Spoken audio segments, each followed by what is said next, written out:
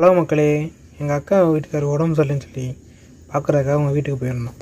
அப்போ அவங்க வீட்டு வாசலில் ஒரு ஆச்சரியம். பொதுவாக எல்லார் வீட்டு வாசல்லையும் பூச்செடி தான் வச்சு வரவேற்பாங்க. ஆனால் இவங்க வீட்டில் மூலிகை செடி வச்சுருந்தாங்க. என்னது மூலிகை செடியா? அடா நம்ம ஓமொழி தாங்க அது. இது தாங்க கபசுர குடிநீர்லேயும் மூலப்பொருளாக இருக்குது.